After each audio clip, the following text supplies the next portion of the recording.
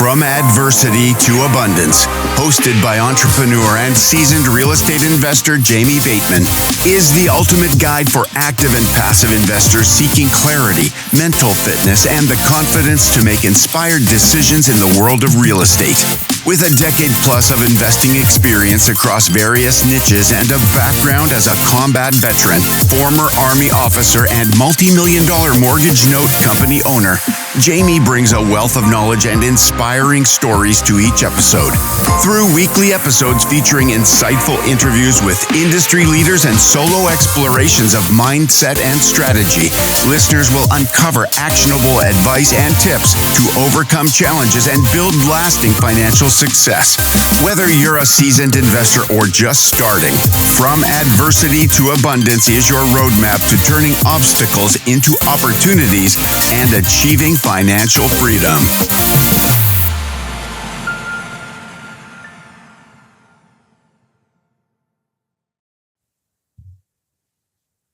Welcome, everybody, to another episode of the From Adversity to Abundance podcast. I am your host, Jamie Bateman, and today we have with us Dan Deppen. Dan is the owner of Call the Underwriter. They focus on mortgage loan origination, and I'm excited to dive into how Dan got involved in Call the Underwriter and purchased that business. But before we get there, Dan, tell us kind of what you're up to today and focus a little bit on some of the abundance that you're living in right now.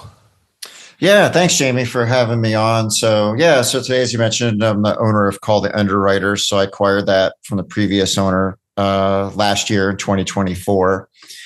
And, so kind of my main focus there is helping real estate investors who are originating seller finance notes do it correctly. So it's interesting. Seller finance is a big business. There's 100,000 plus loans that get originated every year, depending on what data you look at, but it's a little bit of a dark art. The regulations are a little nebulous for people. Murky. Yeah. If you talk to 20 different people that do it, you'll get 20 different opinions on how to go about it. So what I do is basically help investors standardize that, create really good loans that are going to create cash flows for them, and then also keep their compliance tight and, give them a lot of flexibility in what they can do with a loan after. So now we know that yours is the only opinion that matters, right? I don't know about that. Like, it's funny. When I was, just as a side, before I acquired Call the Underwriter, I was looking at spinning up a competitor. And so I really wanted to understand the compliance and the regulations and all of that stuff. And there were cases where I would talk to two different attorneys and get different answers to the same question. So so I'm sure there's many more opinions than mine. Yeah, I get the same thing with just different, real estate legal topics and questions, very different answers. So and I know you have your own mortgage note portfolio as well. We're not going to focus on that as much. But before we jump into your backstory a little bit, what is I know you're busy these days with Call the Underwriter and everything else you have going on. What is, some of the abundance look like, or maybe freedom look like, or financial abundance, as far as what you're living in today? Yeah. The big one that jumps out to me, like right this moment, I would say is family. So got engaged about a year ago. So we'll be getting remarried. Congrats. Next year. Thanks. Yeah. And I got two daughters. One of them's a sophomore in college, doing really well. Just got through like the hardest class, of her program, and did well in that. And then my youngest daughter just 2 days ago got accepted. She's a senior in high school, got accepted to University of Colorado, which is where she had really wanted. That's awesome. To go. Really so cool. So the family stuff is kind of front and going center. Great right now. I mean, what else is more important than that, right? Yeah, exactly. Yeah. So I know you and I have been through some similar things, and it helps put kind of prioritize what's important. But let's jump back into your backstory for a little bit, and then we'll get into more of Call the Underwriter stuff. What are, where do you want to start? I know you've been through some adversity. I know, just for the listener, for context, we don't act like, life has adversity and then all of a sudden you overcome that and then you're living in abundance 100%. There's always adversity to face, but that's kind of the point of the show, is to help us learn from your story, Dan, and pull out, principles and lessons that maybe we can apply when we know, when we do face the adversity we know is coming. So, where would you like to start as far as your backstory goes? Yeah. So I'll just a quick tour into like the kind of professional history, right? So I'm kind of on my third career now in real estate. So I started as an engineer in the aerospace industry. So I did that for about 10 years. Then I went to business school, did my MBA, went into product management. So worked for Oracle for 6 years and some startups and some other things, right? So, and then along the way as a product manager, I found mortgage notes and got into basically note investing, which is, a form of real estate investing, but actually kind of skipped the traditional real estate stuff and was doing that stuff on the side. And then in 2018, went full time into notes. And when I did that, it was fairly premature, which I knew at the time. But my wife at the time was still working in aerospace. And the idea was if I go full time in notes, I can, even though it's sort of premature on its own, I can really build that up. And I'll kind of have the freedom to do that. And I would say one common theme for me in just about anything I've ever done is everything always like takes longer and is harder than what you expect 100% going in. So that ramp up was, slower than I wanted. And there was definitely a learning curve there, which is sort of interesting because in a lot of ways though, when I was buying notes in 2018, 19, I would say more aggressive than most in scaling up, but not as aggressive as I could have been because I didn't have a huge amount of experience yet. And like, you don't know what you don't know. So I was a little paranoid about going too big because I didn't want to make like a systemic error that I didn't know about and create a big mess. If I had a do-over knowing what I do now, I was buying a lot of land contracts at the time that were available. If I had a do-over, I'd have bought them all.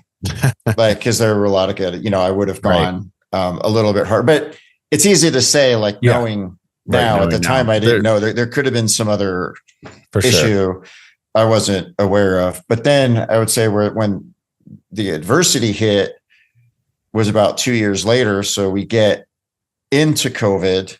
Yeah. And then I get divorced. And then because the note was built a pretty decent business, but not quite enough like to do everything on its own. Sure. So I had to go find another W-2, which was now tricky because we were in the middle of COVID and the whole world was upside down. And everyone was, it was a weird job market. And I had been self-employed for 2 years.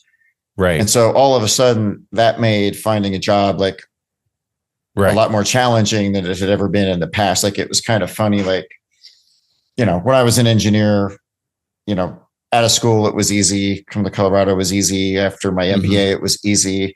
And it was kind of funny to me that I was at this point in my career where I actually had tons of experience, like felt like I knew what I was doing in a way that I never had. And so it was like when I had the most to offer, like people were the least interested, which was kind of funny because like when I came out of school with my engineering degree, I didn't know jack shit. But like it was 1998, the job market was hot. Everybody was wanted. So for me, my career has always been inverse. Like when I've had the least to offer, people have been like the most interested, which is funny.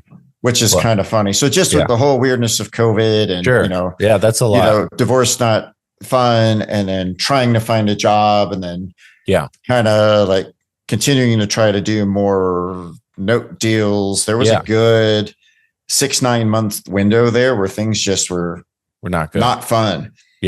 For me. I mean, and I haven't shared until now on my show that I also recently got divorced, and it's definitely not a fun process no matter what. So, and then you throw COVID and it sounds like essentially unemployment, in there. Mm-hmm. And I've had a period of unemployment as well. So a while back, but I can relate to the struggles there.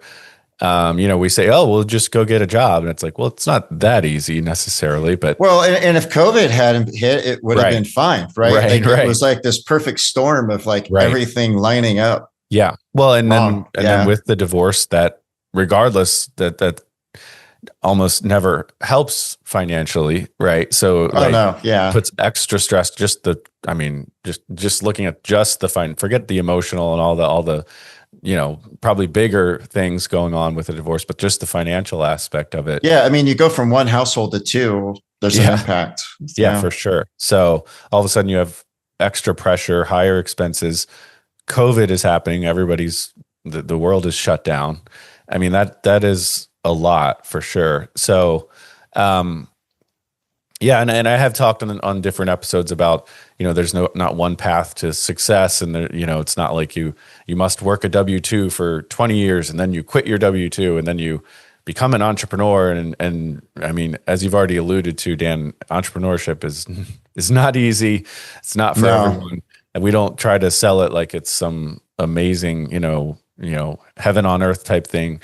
But I love the fact that to me, this comes back to life has seasons, different paths, for everyone. There's you can work, you can quit your job and be an entrepreneur and then go back to a W-2, and maybe that's what you need to do for a period of time. Or, so just, you worked a W-2 then for how long? And then how did things go from there?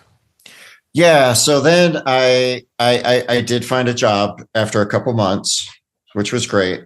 Mm-hmm.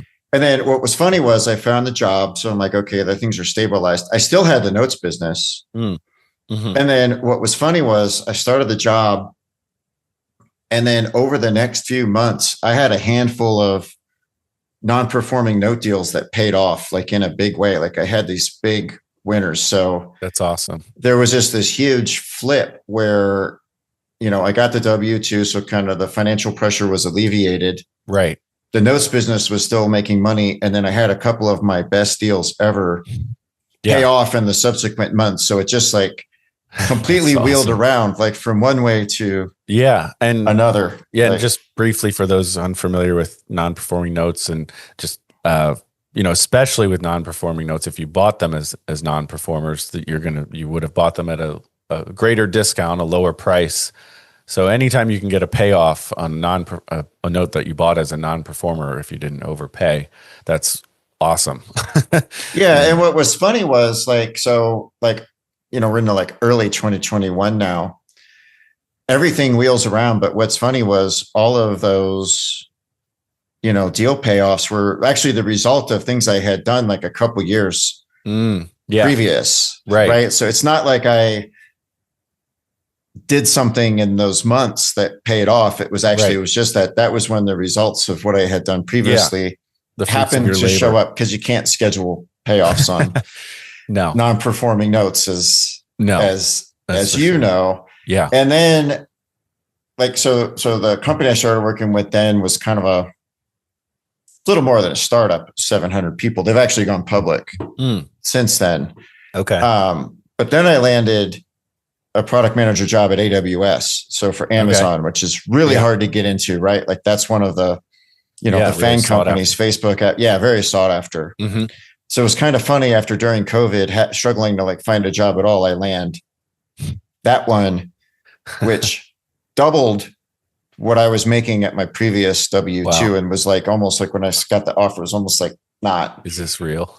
Believable. Yeah. Right. So now I'm really smoking, right? Things are going good. Well, before we move on, I mean, what would you say to somebody who's looking back, because now you and not that you're not going to face more adversity, but you just said you were experiencing a lot of financial abundance that you hadn't been experiencing 2 years prior. What would you say to someone, from a mental aspect or emotional aspect, who's going through something like a divorce, or, hopefully COVID never happens again, but some kind of trial that they're in the middle of, now that you have sort of results to the answers, if you will, you have, you have access to the results, I should say. You now see. Yeah. So what would you say to somebody who hasn't experienced that abundance that you did experience 2 years later, if they're in the middle of some adversity? Yeah. I mean, I think the key is you're just always building your skill set and building your value over time. And no matter where you are in, like, let's call it like the life cycle of up or down, you always build that like relentlessly, like whether that means going to school and getting degrees or getting professional experience or getting entrepreneur, like you're always like building that backlog of skills and resume. And as long as you're like always doing that, like the world can get weird and you can have setbacks or, things can get strange. Yeah. That stuff will like eventually pay off. And so when you do find one of those dips, you just have to it's kind of trite, but just sort of keep going and trust that stuff will, eventually pay off, it's just, and we're not acting like it's not a difficult thing to go through those trials and storms. Oh no.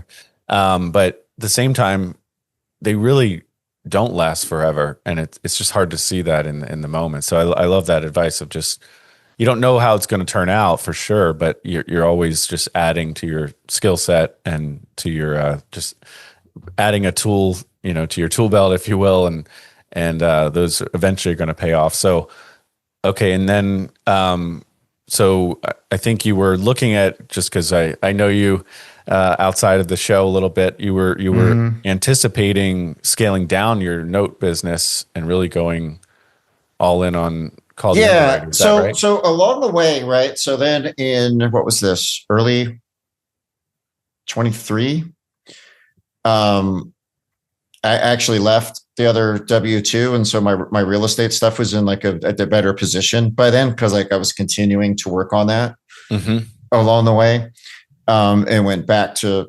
full-time entrepreneur.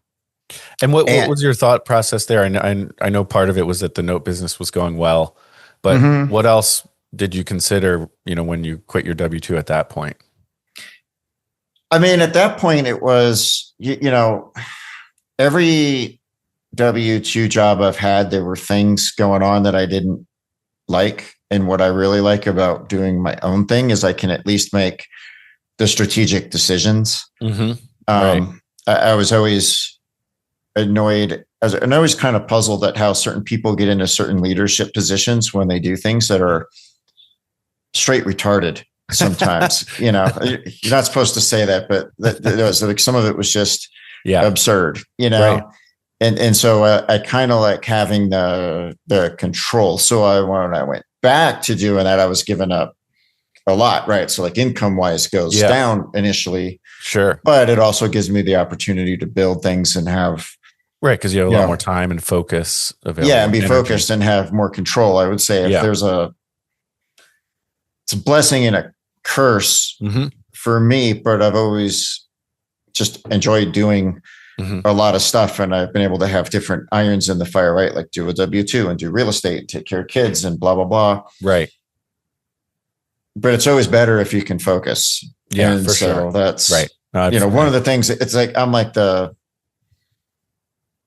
say that really like I'm saying that to myself. Like I need to do that. No, I totally get it. And believe me, I think anyone who has a little bit of an entrepreneurial, whatever, bent, I guess is a good word, but is going to struggle with that, shiny object syndrome or managing too many things.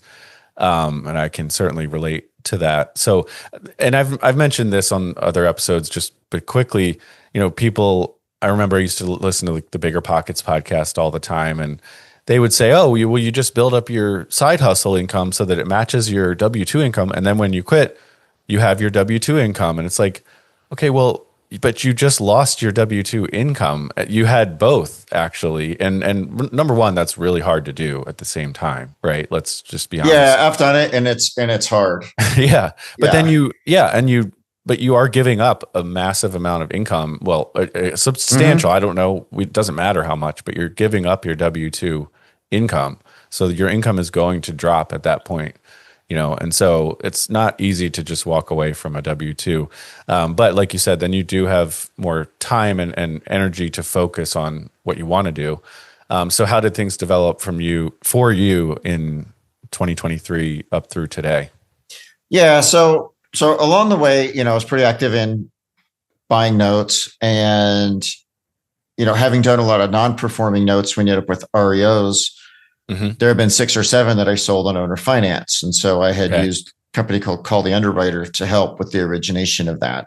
And I had just kind of noticed that in, call it seller finance, creative finance, sub 2, et cetera, the vendor infrastructure in that space, in my opinion, is just very rickety. Lacking. It's not developed. It's just not there. And so, there was a big opportunity to help investors originate loans correctly. Right. So I spent a few months working on setting up a competitor to Call the Underwriter and doing a lot of digging in, because it's a highly regulated space. And, it was very frustrating because you talk to different people, they'll tell you different things, even attorneys. And if you talk to investors, that's the worst because,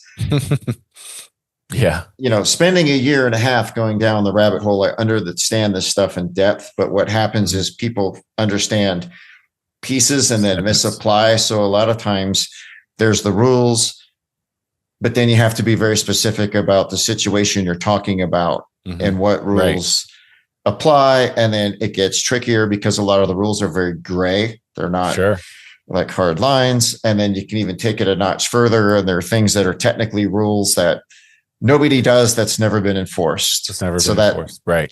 Complicates it further. So anyhow, I was doing that, but then I had caught wind that the previous owner of Call the Underwriter might be interested in selling.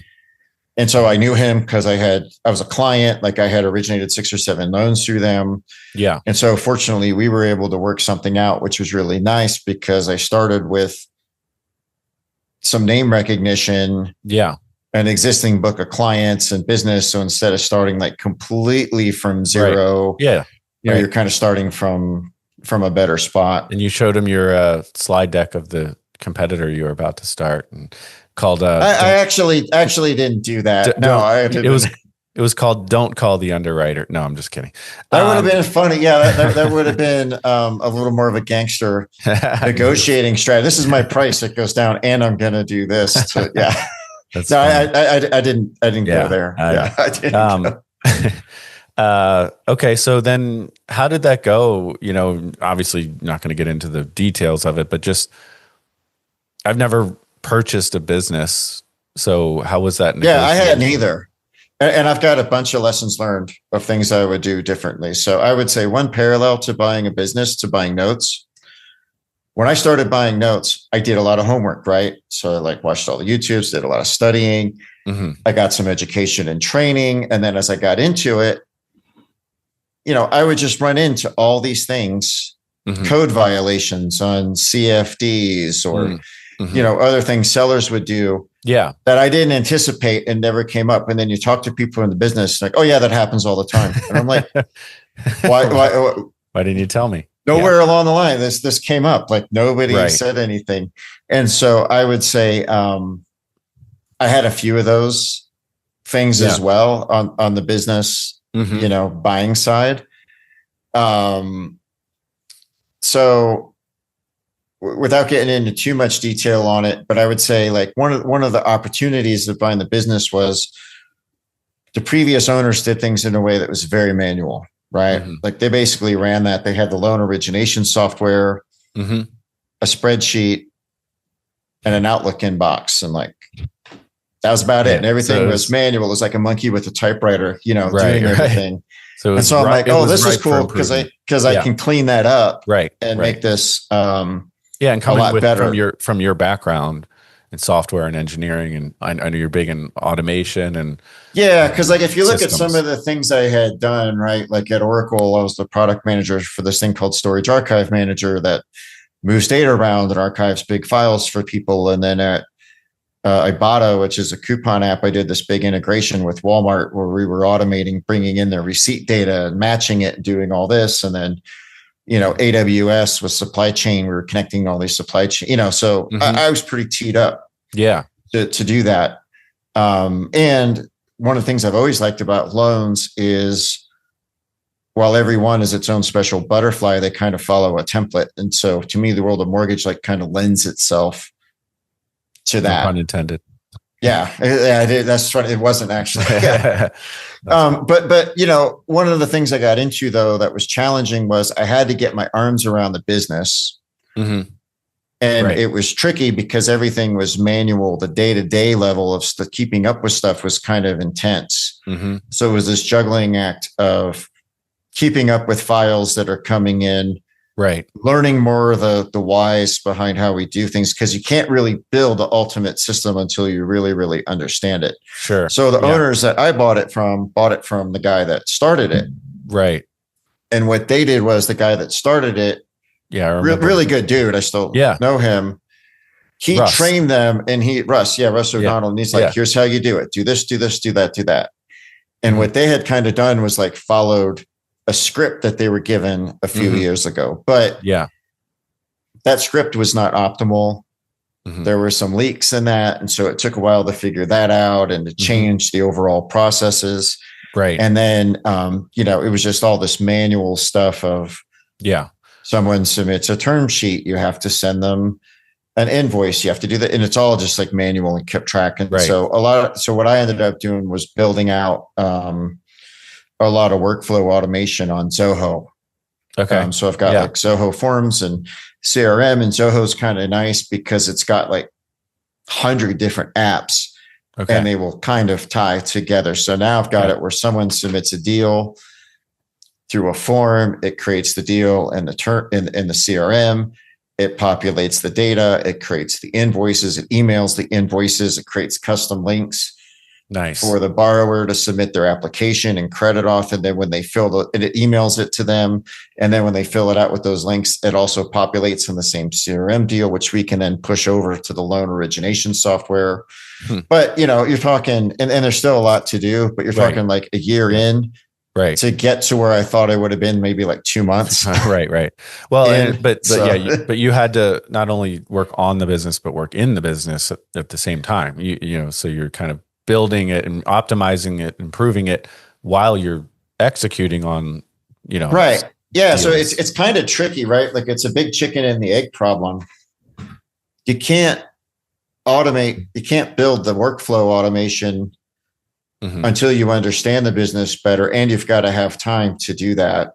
Right. You can't really hire people until you get it a little more under control and have built SOPs. But now where we sit, a little over a year after the acquisition, is we've got a pretty decent workflow automation and, pipeline management system. So I've got 2 employees. So, Shante Duffy, you've had on my podcast before, now Bianca more recently. And so it's in a way more stable spot to where now, as we get into 2026, the goal is really going to be marketing.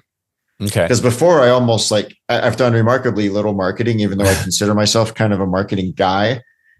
Because if I had done a lot of marketing out the gate and pushed clients in, stuff would have fallen on the floor. Now I'm at the point where we can put more in the front end of the pipe and scale things up. So that'll be kind of hopefully the next level of abundance. Yeah, there you go. I mean, and I think the best, and this is from years of not always doing it correctly, but the best marketing or sales strategy is to deliver good results. And it's if you're not delivering value through your business, why are you marketing? I know a lot of people might disagree with that, but well, no, you're right. And a lot of the clients come in through word of mouth, real estate investors talk to one another. And so it's grown a lot over, if you look at just the last 5 years, purely basically through word of mouth, for the most part. So sure. And that's just, you wouldn't have that if you weren't delivering value to your clients. So, okay. So Now, where do you see, before we get into some rapid fire questions, where do you see Call the Underwriter headed in the next, say, 2 years? Yeah, I think in the next 2 years, you're going to see more employees and basically more volume, and then more of like a planned out marketing strategy. Now that you can kind of put stuff in the front end without, having to worry about stuff breaking, and then continuing to work on the internal process. I call it like taking bites of the elephant. I've got a big backlog in Trello of things to do, and I'm just almost daily making little improvements here and there that add up over time. And so just to be super clear on, your client avatar, who is it? I know you've already kind of said, but who is it that you're serving? So these are real estate investors who are creating seller finance notes. So of those, there's a handful of basic models. Sometimes just somebody wants to unload a property and they want to preserve cash flow. Sometimes people are converting rental properties to notes, like if they're a retired landlord or they're older and want to step back. Yeah, that's kind of nice because you can preserve cash flow. It's a little better than selling the property tax wise because now it's an installment sale. There's a lot of people who are like home investors, franchisees, like they'll acquire, there'll be cash buyers, they'll acquire properties for cheap. And sometimes we'll just flip them with seller finance, either fix and flipping them or just flipping them. And then there's a lot of, I have a lot of clients like in the sub 2 community doing those. So creating wrap loans and things. So there's probably 4 or 5 basic strategies, but at the end of the day, it's real estate investors who create liens. Yeah. And it's more seller finance, owner finance, for owner occupied. Yeah. And so these are owner occupied borrowers for the most part. Now we do have clients who will do investment properties, but it's different than like the hard money world. Right. It's a different rule book, right? It's more of a longer term loan with a different set of rules because you have a consumer versus, and a lot of times people come to me from the hard money lending world where it's like, anything goes, investor on investor action, where they want to, and that's not how it works when someone's got a primary residence. And if they can't pay, somebody's losing their primary. Right. Yeah. With the CFPB and Dodd-Frank and all that came out of the 2008 crash. That's one big reason for all these rules. And a lot of it does make sense to protect borrowers. Yeah. To me, like, I would say after a good year and a half, 2 years of nerding out on the rules, at the end of the day, like my sort of takeaway is Dodd-Frank, Safe Act, all that stuff, TRID. Doesn't tell me to do anything that I don't already want to do because it's in my best interests, right? Right. I want to know that my borrower can afford to make payments. Yeah. I want to disclose everything ahead of time and make sure we're all on the same page and everybody's read the fine print so we don't, because whether it's, a loan or some business agreement, right, where you get into disputes or when parties had different ideas of what was going to happen going in, right? So all that stuff kind of it makes sense. Yeah. Do you really, are you going to have a balloon payment in 18 months on an owner occupied person who can't get a different loan? Like, really? Like, what are you trying to accomplish with that? They don't have the money right now. Why are they going to have it in a year and a half to pay it off? Right. I mean, yeah, exactly. Right. Yeah. It makes sense. And that's a big thing, and we'll move forward. But it's obviously you've talked about compliance a lot, and one big piece of that is not proving the borrower's ability to repay, but trying to, I don't know what the right word is, but trying to estimate and predict their ability to repay the loan. That's a big part of what you do, right? Exactly. Yeah. And so for me as the lender, right, like if I'm creating a loan, I want to understand the risk level of my loan. So I want to know how much income does the borrower have? Can the borrower afford to pay me? What other debts do they have? Can they still afford to pay me after they've paid their car payment and whatever else they have?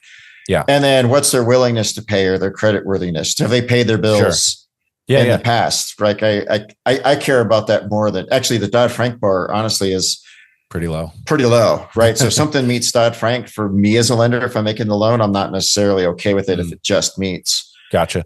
And the other thing I'll point out is that, some of these investors who are creating these loans, they don't always think, what makes a good, I know you've put out content about this and I've talked about this too, but what makes a good note for sale, right? What makes a note marketable to sell to a note buyer or somebody else, right? And they don't always think about that. And I can say that if I was just doing a mentorship for someone yesterday, actually, on a call, and we were going through the due diligence because he's buying his first note. And I think, and it was originated through Call the Underwriter, and it probably was probably done, before you bought the business. But let me know offline. I've probably got all the data on it. So if you want more info on it, I can help. Yeah, I can. But I can tell you that it did help me as a mentor feel a little bit better about, just the fact that this was, originated in an above board way. Doesn't mean it's definitely 100% compliant or it's going to never going to miss a payment or something like that. But it's got that extra sort of seal of approval versus somebody just writing a new loan on the back of a napkin. Well, and the other thing it lets you do, right? Because you were saying like a lot of investors don't know how to create a sellable loan. Mm-hmm. A lot of people who are creating notes, right? And one of the things I've learned that I didn't understand, I didn't know a year ago, was that a lot of the investors who create notes, it's an entirely different pool of investors than the ones who buy notes. And they don't really talk and they don't know each other. So I've talked to more than one person creating notes who had no idea that you could even sell the notes, that there was like a market for them. Wow. Right. So they don't even know that there's that game. Right. And for me, the biggest benefit of doing the compliance is even beyond vetting the borrower, which I want to do anyways. And, it's, if you create one loan and you do it wrong, it's pretty unlikely you're going to get a call because of the compliance, unless you did something really horrifically bad. But what it does is the people who do care about the compliance when they buy a loan are banks. And there are a number of smaller banks that will buy high quality seller finance paper. And the nice thing is if you can sell to a bank, they will pay more than anyone else. They'll tend to be easier to work with because they have kind of defined processes. Right. And so the biggest benefit of our service is to tee you up to either sell it to an institution, sell it partial to an institution. And then there's a lot of people who can borrow from banks against their loans. That's another one that people don't even think you can do. Like I'll go out on the market and buy existing loans and borrow from investors against them. Yeah. All the time. Hypothecation, right? Hypothecation. But if I can hypothecate with a bank, that's going to be a way lower interest rate than to a private investor. So doing them right has all kinds of crazy benefits for the, for the real estate investor who's creating them. Right. Right. Got it. Awesome. Well, we've got some rapid fire questions. You ready, Dan? I'm ready. This one does trip people up a little bit. What's one thing that people misunderstand about you personally? They misunderstand about me that I think sometimes like when I've met people at conferences, they'll hear me on podcasts or hear me talk. I think they make this assumption that everything runs perfectly day to day. I'll say that I screw stuff up. Commonly, like I've had a few files that have just despite the systems, lost track of and not gotten back to people, or we've had things that for all of my emphasis on workflow automation and process, right? The process is not perfect yet. Well, I appreciate that. We like to keep it real on the show, and we're not I know you've dealt with some gurus in the past who like to sell things like oh god, my buddy, we won't go there, but what's one of your biggest failures, Dan, and what did you learn from that experience? I think one of the biggest failures was one of my early non-performing notes where I kind of ignored some warning signs on the outside of the house because I didn't have enough, I kind of knew, but I didn't have enough experience. And then we got into it. Eventually got the property back and found out it was a full-fledged hoarder house with literally 3 feet deep of trash throughout it. Wow. It was an 1,800 square foot house and I had to get 4 40-yard dumpsters. And so I got buried on that one. That was not Gotcha. Good. The only saving grace to that one was I didn't use investor money because it was kind of a new thing for me at the time. Right, and so like when I do something for the first time, I kind of intentionally don't use investor money in case something like that happens. But yeah, that was a bad one. So what would you do differently on that? Just so that one, I wouldn't have bought the note. Okay. Because there were one of the things I've learned with notes is, so when you buy a note, you can't see the inside of the property. You can see the outside. Mm-hmm. And what I've kind of learned is whatever you see on the outside, any blemishes, problems, junk, that's going to be multiplied by 10 on the inside. It's good advice. Yeah. Speaking of advice, if you could go back and give your 18-year-old self some advice, what would that be? Ooh, that was 1994. I would have bought more Microsoft stock and held it. There you go. I would have done that. Nice. For sure. Yeah. Okay. That's good. Yeah. If, speaking of money, what if you were given $10 million tomorrow, no strings attached, what would you do with it? Well, I'd go to Scotland and play golf with my fiance, because that's something I've been wanting to do. Nice. For a while. I would definitely do that. I would pay off all my investors and just retire any debt. And then I'd go out and put a couple of million of that into some high quality notes and just kind of create a cash flow that I'm going to have forever. And then the rest of it, I'd figure it out. Nice. What's a challenge that you're facing in your business right now? I think right now, my biggest challenge is just, it's like prioritization and this combination of taking advantage of new opportunities while kind of like improving the day-to-day way that it runs. It's kind of back to what I said earlier, where I tend to like try to take on too much, a lot, because there's a lot of things I can do to make the business run better day to day. There's marketing things I can do to grow it. And then there's a lot of other brand new opportunities that I haven't scratched the surface on. Well, and it doesn't well as picking between those. Yeah. Right. It doesn't always mean that the new opportunity is bad or wrong. Right. And it's like, but I mean, oftentimes it is best to focus on the day-to-day operations, but then you're never finished with that. So you could use that as a crutch to never go into a new venture. Right. So it's like trying to find the balance. Right. Of that. Yeah. What's one thing that's controversial that you see in the real estate industry these days?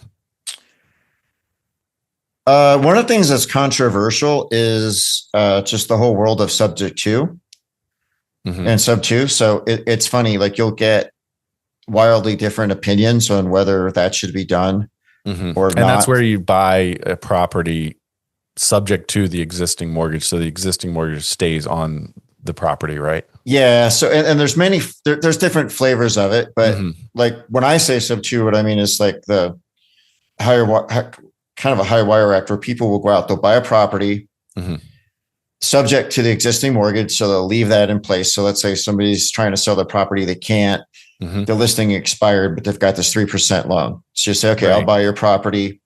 We'll keep the mortgage. But I'm going to keep your 3% loan. And then I wheel around and I sell it to someone else on owner finance for more money. Sell the property. Yeah. Sell the property. Yeah. And I create a loan for them that's maybe paying me 7 or 8%. So now I'm collecting 7 or 8%. I'm paying maybe 3 or 4%. And also I've structured this so that I collected a down payment. I also got some cash out of it. It's great. Yeah. It gets, some people will say like, you should never do that because people create messes, blah, blah, blah. It's one of those things where,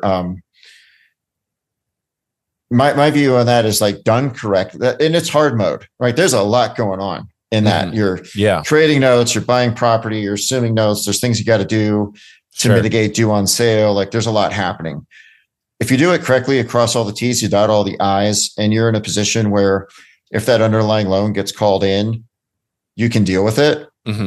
It's an outstanding strategy. There are a lot of people who do it all wrong and without money in your pocket. And then it's like playing with fire. It's like the difference between driving down the road at with your hands at 10 and 2 and the seatbelt on versus like drinking a bottle of liquor and then, doing it. It's like, right. Some people would say, well, driving's bad. Well, no, driving's fine if you do it correctly. Like, Sure. God help you if you don't. It's a good analogy. Yeah. And I do see some posts in, some of those large Facebook groups about people getting in a lot of trouble, maybe because they set the subject to deals up improperly. But I like what you're saying. Don't throw the baby out with the bathwater. Don't just say all subject to is bad. Right. Yeah. Done incorrectly, it's bad. I mean, just about anything done wrong is bad. True. But true. Yeah. All right. Real quickly, how has financial abundance made your life better? For me, it reduces stress when, you've got like your net worth kind of at a certain point where you've got runway, right? Like to me, the benefit of having wealth is it gives me runway and flexibility to do different things, right? Like even like during that period I talked about earlier, right? Where you're like looking for a job and doing stuff. Right. If you're like paycheck to paycheck, man, it's super stressful, scary as hell. Like anything you're going to get caught out. Yeah. At some point. To me, it's more flexibility, peace of mind. Sure. What is a book or two that you could recommend? What's it called? I should have it here. Hold on a minute. Bear with me. All good. Might have it there.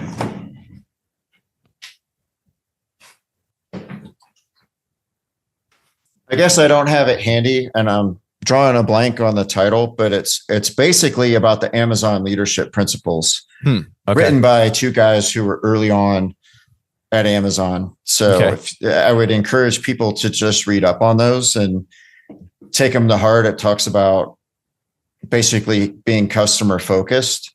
So any company I've ever worked for, right? They're like, we care about our customers. They're number one, blah, blah, blah. Amazon's the only company I work for that actually takes that stuff seriously.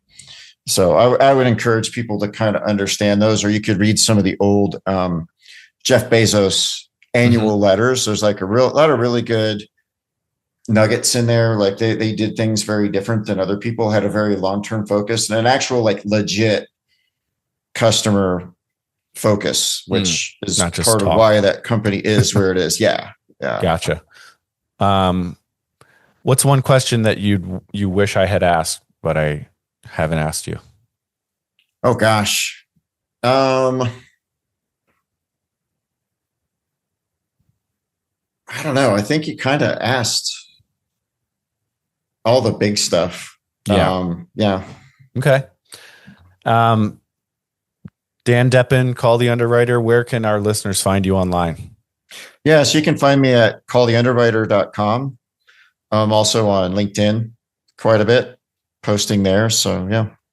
Sounds great. Well, Dan, thank you so much. I appreciate you diving into some of the personal adversity that you went through. And, it does help our listeners realize that, we all go through adversity of different flavors and you've come out on the other side. Doesn't mean you're going to never experience adversity again, but you're experiencing abundance now with family life and doing your own thing, not having to work a W-2. Those are two big, those are fantastic. So congrats to you and thank you for joining us. I really appreciate it. No, thanks for having me on. It was fun. Awesome. And to the listener, thank you for joining us and spending your most valuable resource with us, and that is your time. Thanks, everyone. Take care.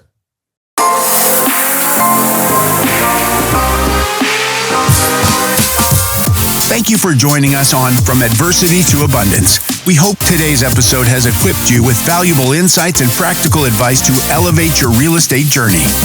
For more inspiring stories and resources, visit us at www.adversitytoabundance.com.